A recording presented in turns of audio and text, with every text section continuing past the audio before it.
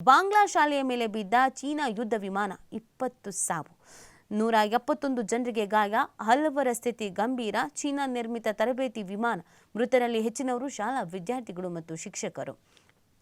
ನೋಡಿ, ಢಾಕಾ ಇಲ್ಲಿಯ ಶಾಲಾ ಕಟ್ಟಡವೊಂದರ ಮೇಲೆ ಬಾಂಗ್ಲಾದೇಶದ ವಾಯುಪಡೆಯ ತರಬೇತಿ ವಿಮಾನ ಸೋಮವಾರ ಪತನವಾಗಿದೆ. ಘಟನೆಯಲ್ಲಿ 20 ಜನರು ಮೃತಪಟ್ಟಿದ್ದು 171ಕ್ಕೂ ಹೆಚ್ಚು ಜನರು ಗಾಯಗೊಂಡಿದ್ದಾರೆ.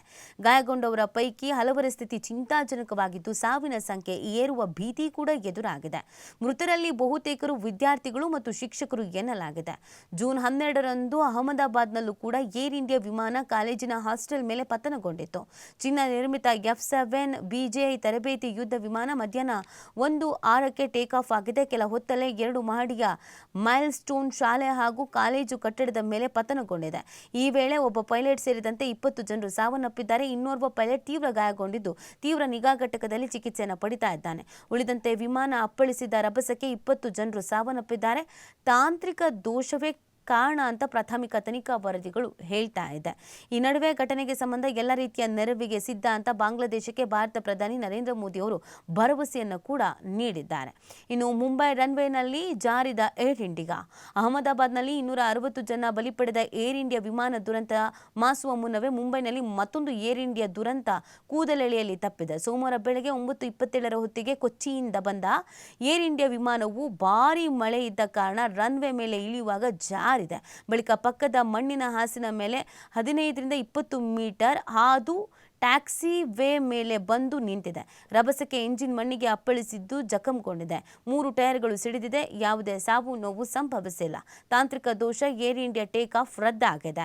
ಈ ನಡುವೆ ದೆಹಲಿಯಿಂದ ಕೋಲ್ಕತ್ತಾಗೆ 160 ಜನರನ್ನ ಹೊತ್ತ ಏರ್ ಇಂಡಿಯಾ ವಿಮಾನದಲ್ಲಿ ತಾಂತ್ರಿಕ ದೋಷ ಉಂಟಾಗಿ ಟೇಕ್ ಆಫ್ ರದ್ದುಗೊಂಡಿದೆ.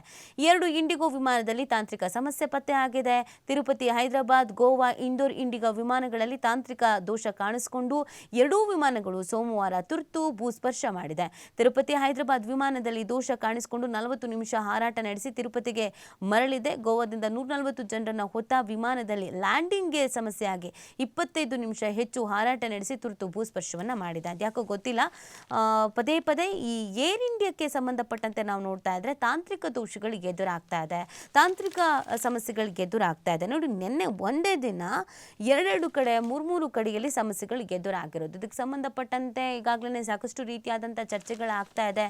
ಏರ್ ಇಂಡಿಯಾದಲ್ಲೇ ಯಾಕೆ ತಾಂತ್ರಿಕ ದೋಷಗಳು, ತಾಂತ್ರಿಕ ಸಮಸ್ಯೆಗಳು ಎದುರಾಗ್ತಾ ಇದೆ, ಮೇಂಟೆನೆನ್ಸ್ ಕರೆಕ್ಟಾಗಿ ಮಾಡ್ತಾ ಇಲ್ವಾ, ಅಥವಾ ಇದಕ್ಕೆ ಸಂಬಂಧಪಟ್ಟಂತೆ ಏರ್ ಇಂಡಿಯಾ ಏನು ಕ್ಲಾರಿಟಿ ಕೊಡುತ್ತೆ. ಈಗಾಗಲೇ ಈ ಹಿಂದೆ ಒಂದು ಪ್ರಕರಣ ನಡೆದಾಗ್ಲೇ 160 ಜನರನ್ನ ಬಲಿ ಪಡೆದಂಥ ಪ್ರಕರಣ ನಡೆದಾಗ್ಲೇ ಸಾಕಷ್ಟು ರೀತಿಯಾದಂಥ ಚರ್ಚೆಗಳಾಗಿದ್ವು. ಆಗ ಹಾರಾಟವನ್ನು ನಿಲ್ಲಿಸಲಾಗಿತ್ತು. ಈಗ ಪದೇ ಪದೇ ತಾಂತ್ರಿಕ ದೋಷ ಅಂತ ಹೇಳ್ತಾ ಇರ್ಬೋದು. ಸಹಜವಾಗಿ ಇದನ್ನು ನಂಬಿಕೊಂಡು ಹೇಗಪ್ಪ ಟ್ರಾವೆಲ್ ಮಾಡೋದು ಅನ್ನುವಂಥ ಪ್ರಶ್ನೆ. ಇದರಲ್ಲಿ ಸಂಚಾರ ಮಾಡೋರಿಗೆ ಅದೊಂದು ಭಯ ಇರುತ್ತಲ್ಲ, ಯಾಕೋ ಪದೇ ಪದೇ ಏರ್ ಇಂಡಿಯಾದಲ್ಲಿ ಸಮಸ್ಯೆಗಳು ಕಾಣಿಸ್ಕೊಳ್ತಾ ಇದೆ, ನಾವು ಇದರಲ್ಲಿ ಟ್ರಾವೆಲ್ ಮಾಡಬೇಕಾ ಬೇಡವಾ ಅನ್ನುವಂಥ ಯೋಚನೆಗೆ ಬಂದ್ಬಿಡ್ತಾರೆ. ಈಗಾಗಿರೋದು ಅದೇ ಥರದ ಪರಿಸ್ಥಿತಿ. ಇದು ಹೇಗೆ ಸರಿ ಮಾಡ್ಕೊಳ್ತಾರೆ, ಏನು ಸಮಸ್ಯೆ ಆಗಿದೆ ಅನ್ನೋದನ್ನು ನೋಡಬೇಕಾಗತ್ತೆ.